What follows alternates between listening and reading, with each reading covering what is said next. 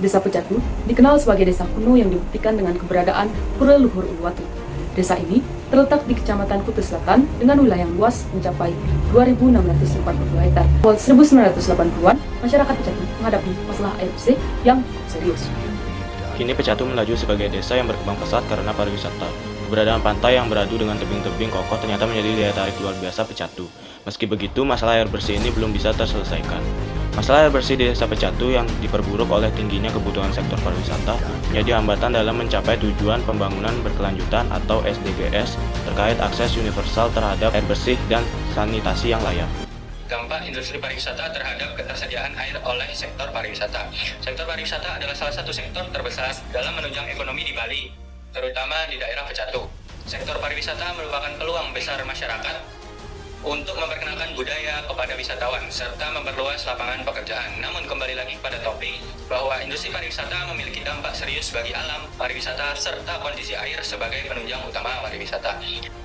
Dari data-data yang kami miliki, kami menemukan penggunaan air konsumsi menunjang tempat-tempat seperti yang pertama adalah hotel.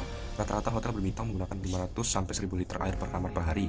Lalu yang kedua ada villa pribadi dengan fasilitas kolam renang rata-rata menggunakan 300-500 liter air per hari. Lalu yang ketiga ada restoran besar menghabiskan 200-500 liter air per hari tergantung kapasitasnya. Penggunaan teknologi digital seperti IoT, AI, AR, dan VR. Yang pertama itu IoT berfungsi untuk menghubungkan perangkat, untuk memantau kualitas air, mendeteksi kebocoran, dan mengoptimalkan irigasi. Lalu ada AI yang berfungsi untuk mengolah data untuk menghasilkan prediksi kebutuhan air di masa depan, serta mendeteksi potensi pencemaran secara otomatis. Yang terakhir ada AR VR, digunakan untuk simulasi dan visualisasi jaringan distribusi air, baik untuk edukasi maupun untuk perencanaan suatu pembangunan. Kontribusi air bersih dan sanitasi. Yang pertama, memperluas akses air bersih. Teknologi digital seperti IoT memantau ketersediaan air di daerah terpencil dan mendukung desalinasi air laut untuk masyarakat pesisir. Yang kedua, meningkatkan efisiensi distribusi air. AI dan IoT mendeteksi kebocoran serta memprediksi kebutuhan air, meningkatkan efisiensi distribusi. Yang ketiga, mengurangi dampak polusi dan limbah air. Sensor IoT mendeteksi polutan dan mendukung pengelolaan limbah air yang lebih baik. Penggunaan IoT dalam penggunaan kamar di hotel. Yang pertama yaitu pengontrolan pencahayaan dan suhu. Dengan IoT, kamu dapat mengatur pencahayaan dan suhu kamar melalui perangkat seperti ponsel atau control center. Sistem ini juga dapat menyesuaikan otomatis berdasarkan preferensi atau waktu. Yang kedua yaitu pengontrolan konsumsi udara. Sensor IoT dapat dipasang pada keran, shower, atau toilet untuk memonitor penggunaan air secara real-time. Sistem ini dapat memberikan data kepada pengelola hotel mengenai jumlah air yang digunakan per kamar dan mengidentifikasikan potensi pemborosan. Misalnya, jika seseorang lupa menutup keran atau shower terlalu lama, sistem dapat memberikan peringatan. Oke, selanjutnya Artificial Intelligence atau AI untuk analisis data. Artificial Intelligence dapat digunakan untuk menganalisis data konsumsi air yang dikumpulkan oleh sensor IoT. Keuntungan dari menggunakan AI antara lain membantu memprediksi kebutuhan air, mengidentifikasi pola penggunaan yang tidak efisien, serta mengoptimalkan distribusi air.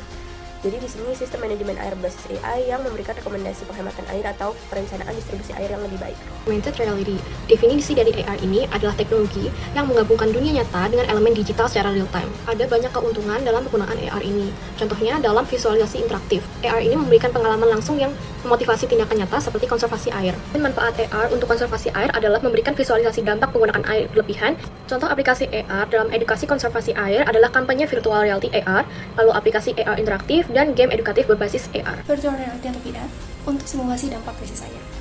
Teknologi ini menciptakan pengalaman interaktif dan imersif bagi pengguna dengan menampilkan lingkungan simulasi. Dunia virtual yang diciptakan, kita dapat merasakan dan berinteraksi dengan objek-objek serta lingkungan 3D yang terlihat dan terdengar di dunia nyata. Penggunaan virtual reality untuk dampak simulasi krisis air.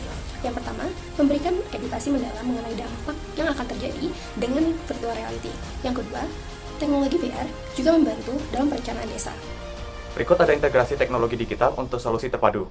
Sensor IoT dapat digunakan untuk mengumpulkan data dan mendeteksi isu yang muncul secara akurat dan dalam waktu nyata. Data dan isu yang direkam oleh IoT kemudian dapat diproses dengan AI yang dapat menganalisis dan memberi prediksi serta memberi solusi yang dapat diterapkan. Berikut ada AR dan VR dapat digunakan dalam simulasi dari data-data yang diterima IoT serta analisis dan prediksi AI untuk mendapatkan gambaran yang realistis. Desa adat Pecatu yang terletak di Kecamatan Kuta Selatan merupakan desa kuno yang memiliki banyak nilai sejarah dan budaya.